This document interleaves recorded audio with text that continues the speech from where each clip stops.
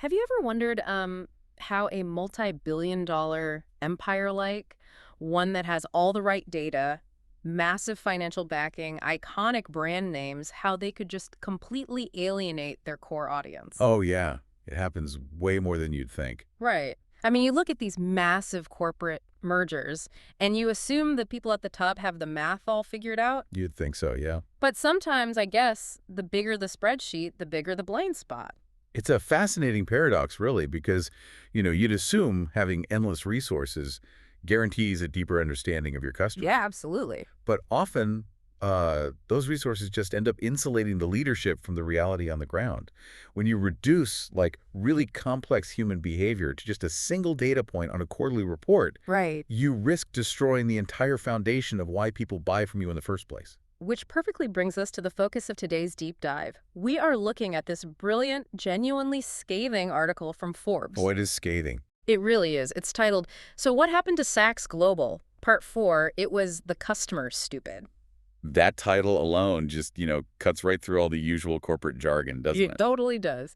And this piece was written by Lilian Raji. And honestly, her background is really the only reason we're taking this specific level of analysis so seriously today. Yeah, she is definitely not just a journalist observing from the sideline. Not at all. She's a global luxury communications advisor, a fractional CMO. And the president of the Lilian Raji agency, right? Exactly, where for over 2 decades, she's served as a trusted strategic advisor for some of the world's leading luxury brands. Which is such a rare vantage point to have. Oh, right. Oh, and she's also the founder of the PR Advisor, which is this platform inspired by her decade-long column in National Jeweler magazine.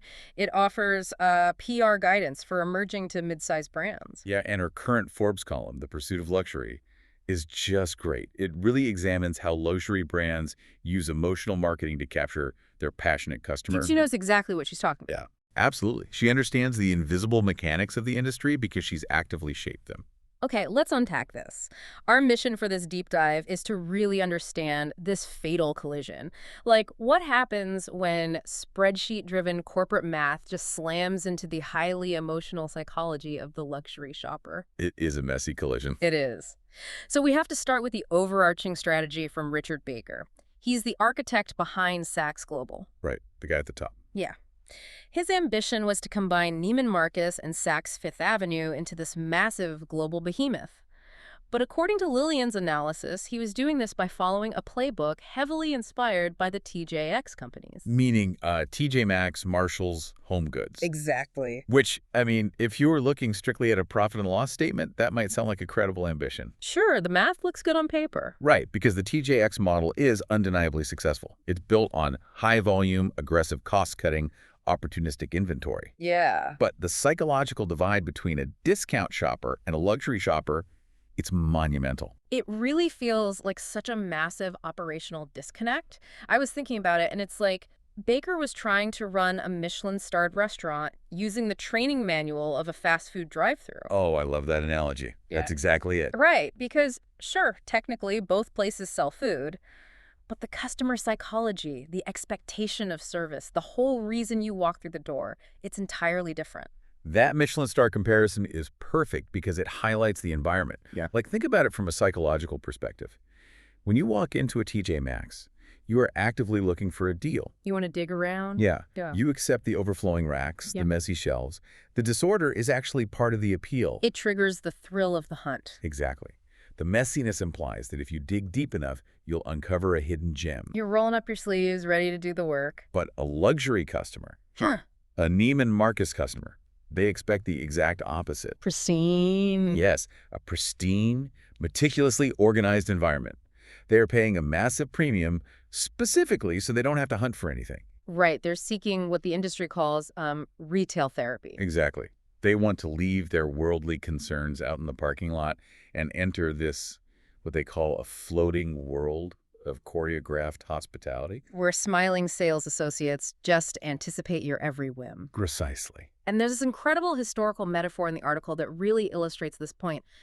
Lilian compares high-end luxury sales associates to the geisha of the Japanese Edo period. Which is such a striking It comparison. really is, and she clarifies this because, there are a lot of Western misconceptions about it, but geisha were not courtesans. Right, they were highly skilled entertainers. Yes, operating at a significantly higher societal scale. Hmm. Like only the top 1% had access to an authentic geisha tea house. And that distinction is vital to understanding the whole business model here. Hmm. The stores themselves, Neiman Marcus, Bergdorf Goodman, Saks Fifth Avenue, those physical buildings, those were the tea houses. Right. The sales associates were the highly trained professionals who entertained, catered to, and ultimately seduced the customers to ensure they just kept coming back. But then what did Richard Baker do? He basically purged the stores of this essential talent just to save money on commissions. Yeah, he cut them right out. I have to stop you there, though.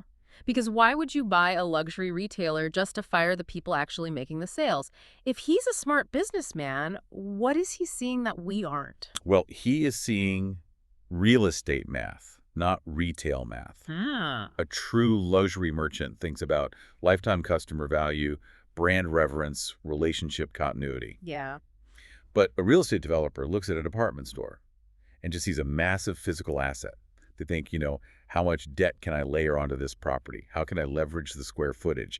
How can I maximize lease value by cutting operational costs? So it's the numbers versus the nuance. The article details his obsession with this kind of math. Like, Baker was boasting about finding $600 million a year in cost savings from the merger, and he was fixated on generating more than $9 billion in GMV gross merchandise value. And notice, he's talking about gross merchandise value, Right. which is literally just the total dollar amount of stuff moving through the system.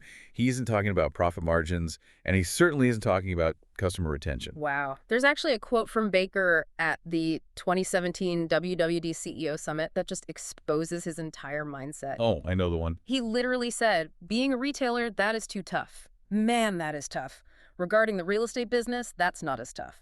It's a place where we can make a lot of money. He is openly admitting he views himself as a landlord. A landlord, not a retailer. If we connect this to the bigger picture, it explains the root of the whole collapse.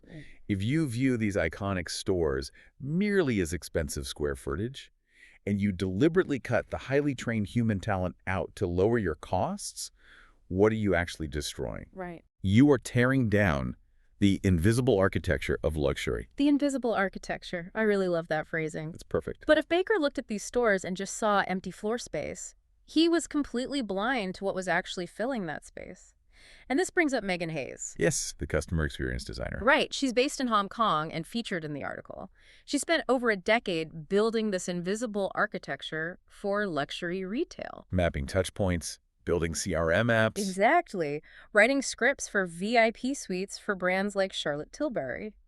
Which made me wonder, for those of us who just think of CRM as boring corporate sales software, what does a CRM app actually do in a luxury setting? It's a whole different beast. Like, how much invisible work goes into making a purchase feel seamless? An immense amount of structural work. As Hayes points out, seamless literally means the customer has no idea how complicated the back-end process actually is. Right. A luxury CRM isn't just a spreadsheet of emails. It's a digital brain tracking a client's anniversaries, their preferred color palettes, past purchases, their spouse's sizing. Wow. And Hayes trained associates on how to use this data to read a room, how to observe a client, when to step in, when to pull back, and how to be helpful without being intrusive. Okay, but let me push back on that for a second, because Lilian talks about this concept of clienteling driving a huge percentage of sales. Yeah, clienteling is huge. She gives this example of a sales associate calling up a client, let's call her Mrs. Chan, and saying, "Hello, Mrs. Chan, do you want to come by the VIP suite next Tuesday? I've got some new low bags in that I think you'd like." Right. To a normal shopper, getting a phone call from a store employee sounds incredibly intrusive. Like, if someone from TJ Maxx called me to say they saved a sweater for me, I'd be creeped out. Oh, totally. So why does this work in luxury? It works entirely because of trust and curation. Yeah. Mrs. Chan doesn't view the associate as a retail worker. She views them as a personal stylist, Oh. a confidant. Oh. And once Mrs. Chan is in that VIP suite, sipping champagne, feeling relaxed, that's when the magic happens. Because they already know what she likes. Exactly. The associate isn't just selling her the bag. They're showing her the shoes that match. They are upselling the entire outfit based on their intimate knowledge of her wardrobe. Wow. That orchestrated human-driven upselling generates exponentially more revenue than just relying on foot traffic. So they had this highly profitable, very delicate human ecosystem, and Saks global leadership essentially took a sledgehammer to it. Really did. They made this massive structural mistake to chase e-commerce growth. They formally separated their digital and physical businesses. Which is just wild to think about. It is. They split Saks from Saks.com and Saks off Fifth from its website, creating these convoluted operating agreements that essentially force their physical stores and their websites to compete against each other. What's fascinating here is, why would any leadership team purposefully cannibalize their own integrated business model? Right. Well, the stated goal, according to Andrew D.J. Hyde, who was the chief restructuring officer, and later had to explain this entire mess in bankruptcy court. Oh, bankruptcy court. Yikes. Yeah. He said separating the e-commerce business was supposed to attract specialized tech talent and new capital. Of course. They wanted the valuation of a tech startup, which trades at a massive multiple of its revenue instead of the modest valuation of a legacy department store. And what's fascinating here is the sheer hubris of that strategy. You cannot be an agile, frictionless tech startup when you are selling a $4,000 handbag that requires physical authentication and fitting. No, you really can't. By institutionalizing competition between their digital and physical branches, they destroy the customer experience. Store associates suddenly had zero incentive to help a customer process an online return. Because it would hurt their own numbers. Exactly. That return would negatively impact the physical store's distinct profit and loss sheet. Which explains the catastrophic fallout. He'd had to admit in court that this separation did not lead to the anticipated return on investment. I'm not surprised. And John McBaron, who was a former style advisor at Saks in Chicago, he pointed out the absolute absurdity of the metrics. He noted that for every one item they sold on the internet, 2 items came back as returns. 2 came back. Yeah. So, returning to our Michelin star analogy, they basically built a drive-through app for their high-end restaurant, but then they incentivized the waitstaff to actively ignore anyone who used it. Precisely the right way to frame it. Mm. They thought they were building a frictionless digital future, but they engineered friction into literally every single customer touchpoint. So Saks Global traded their in-store relationships. They basically traded Mrs. Chan in the VIP suite for the promise of massive e-commerce scale. Yep. Let's look at how that digital-first dream actually played out, because the contrast between the corporate PR and the raw data that Lilian presents is genuinely shocking. It's staggering. You have Mark Metrick, the former CEO of Saks Global e-commerce, making these incredibly bold, visionary claims. Right, the 30 million luxury consumers, quote. Yes, touting data on 30 million luxury consumers and boasting about 700 million visits to their website. He genuinely claimed they were redefining the luxury shopping ecosystem. But then you look at the brutal reality of their online reviews by late 2025. Oh, the reviews are brutal. Across platforms like the Better Business Bureau, Trustpilot, SiteJabber, the numbers are so grim. Saks Fifth Avenue held a 1.2 out of 5 rating. 1.2. Even Marcus was at a 1.1. Even Bergdorf Goodman, which Lilian rightly calls the crown jewel of American luxury retail, was sitting at a 1.5. And up to 85% of Neiman Marcus reviews were just 1 star. You have to understand the gravity of that metric. Yeah. You do not get 85% one-star reviews from a wealthy luxury clientele unless there's a catastrophic systemic failure in your operations. Right. These aren't people complaining about a delayed $5 shipping fee. Exactly. These are people who generally have assistants to handle minor inconveniences. So if they are taking to Trustpilot to complain, the system is fundamentally broken. And Lilian brings the data to life by highlighting these horror stories from Reddit. Oh, the Reddit threads. They are so bad. You have a customer who bought her first Marc Jacobs tote bag online, and it simply never arrived. She had to fight customer service for weeks and eventually issue a chargeback through her credit card just to get her money back. They're a luxury brand. I know. And then you have a former employee talking about a customer being sent the wrong Bottega bag 3 times in a row. 3 times. And it goes from mere incompetence to actively eroding the brand's integrity. There were growing fears among customers about super fakes entering the return cycle. Oh, because of the centralized warehouses. Exactly. Because they divorced the website from the physical stores, online returns were being processed by central warehouse workers, Hmm. not seasoned luxury associates. Wow. So customers were terrified they were spending thousands of dollars on counterfeit goods that had been slipped back into inventory by scammers. The barber hat incident really exposes that supply chain breakdown. A customer ordered a luxury barber wool hat and received what looked like a cheap Amazon Basics hat with a barber tag literally just stitched onto the back strap. You've got to be kidding me. An Amazon Basics hat, you don't just accidentally stitch a luxury tag onto an Amazon hat. That requires a systemic failure in how returns are authenticated. Oh, completely. The warehouse worker processing that return likely didn't know what a real barber hat even felt like, whereas a 20-year store veteran would have spotted the fake instantly. It is the ultimate betrayal of the luxury promise. But the technological mismanagement wasn't just resulting in fake hats and bad service. It was actively unsafe. The security breaches. Yes, these customers were putting their personal data at risk. The article notes the 2018 Joker stash breach, which exposed 5 million credit cards across Saks and Lord & Taylor. 5 billion. And then there was a highly publicized 2025 Salesforce incident where a customer's personal purchase history was handed over to a third party without any verification whatsoever. And their response to that massive privacy violation, Oh, don't even get me started. they offered the customer a $1,000 gift card. A $1,000 gift card. I mean, if you are a Neiman Marcus luxury buyer, $1,000 is basically pocket change. It's an insulting gesture. It really shows a complete lack of understanding of who they are dealing with. A $1,000 gift card does not repair a breach of trust with someone who spends 6 figures a year with your brand. No, it just reinforces that you view them as a transaction to be bought off rather than a relationship to be mended. Okay, here's where it gets really interesting, because Lilian shares a personal experience in the article that perfectly contrasts with this corporate failure. Yes, her time at Tourneau. Right. She writes about her own tenure working at Tourneau, which is now Boucherer, and she wasn't just selling watches, she was selling ultra luxury. We are talking about $30,000 Girard Perregaux Opera 2 watches. A price point that, frankly, a TGX customer will view as absurd when a $50 Timex tells the time just as accurately. Right, exactly.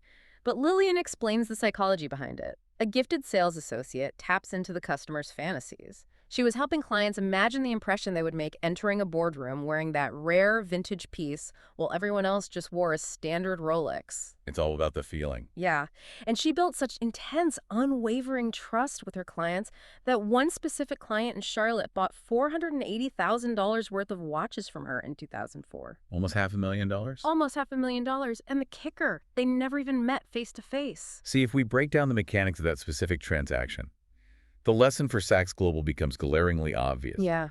Why would someone spend $500,000 with someone they've never met? Yeah. Because of the curation and assurance provided by the associate. Right. E-commerce at the luxury level requires heavy emotional pre-work. You cannot simply build a sleek website and expect a customer to drop $13,000 on a Jaeger-LeCoultre watch without any human interaction. Of course not. The customer has to trust that the item will be flawless, that the provenance is real, and that if they hate it, the return will be absolutely frictionless. And by driving off their personal shoppers, by alienating the staff on the floor to save on commission costs, Saks Global lost the very people who made that convenience possible. They threw away the trust engine of their entire business. That's a great way to put it. They fantasized about the best-case scenarios of e-commerce-like, millions of site visits, and massive GMV without ever mapping out the many, many ways things go wrong. Right. They didn't build the internal tools or the staff scripts that Megan Hayes talked about. No, they just assumed the prestige of the brand name alone would force people to click buy. Which brings us to perhaps the most brutal but accurate summary of the whole situation. Lilian quotes Peter Smith, a luxury retail consultant, who said, "They're not going out of business because of the challenges to physical retail. They're going out of business because they're shitty retailers." It is blunt, but Right. I mean, it is entirely supported by the operational evidence. It really is. When you alienate the customers who actually sustain your business, the ones who expect a merchant who knows their name, a buyer with a distinct point of view, an assortment that delights them, you just lose the right to operate in the luxury space. So what does this all mean for you listening to this right now? The core takeaway from the analysis is that Saks Global failed because it took the logic of real estate leverage and discount retail and tried to force it onto an industry that relies entirely on emotional choreography. Exact. They tried to run a Michelin-starred restaurant like a drive-through. They relied on specialized human talent and immense trust, and they threw it all away for a spreadsheet. They were so blinded by the prospect of $9 billion in gross merchandise value that they completely forgot about Mrs. Chan. They forgot that luxury isn't a commodity, it's a relationship. Yeah. And when you strip the relationship away, all you have left is a very expensive, very frustrating transaction. And nobody wants to be frustrated when they're spending thousands of dollars. Yeah. Let's be real, nobody wants that. Hmm. If you want to understand where retail is actually heading and how emotional marketing truly works, Lilian's column in Forbes is mandatory reading. Oh, absolutely. You really have to go read the full article to get all the nuances we couldn't even fit in today. And I highly recommend you take the next step and visit her website at www.lilianraji.com to read more of her deep dive analysis on the luxury industry. Her insights are invaluable for anyone interested in consumer psychology, brand building, or really just understanding why the stores we love succeed or fail. You should also absolutely connect with her on LinkedIn and be sure to follow her on Instagram and YouTube to keep up with her latest teardowns of the industry. It really makes you rethink the direction of retail as a whole. It does. It forces you to look past the branding and examine the actual mechanics of how a business treats its people. Which leaves us with a final thought for you to mull over. We've seen how stripping the human element out of luxury caused this retail empire to crumble. So if the ultimate luxury is no longer just the product itself, but the frictionless, deeply personal human connection that surrounds it, Right. in our increasingly automated, AI-driven world, will true clienteling and human trust become the rarest and most expensive commodities of all? That is the multi-billion-dollar question. Until next time, keep diving deep.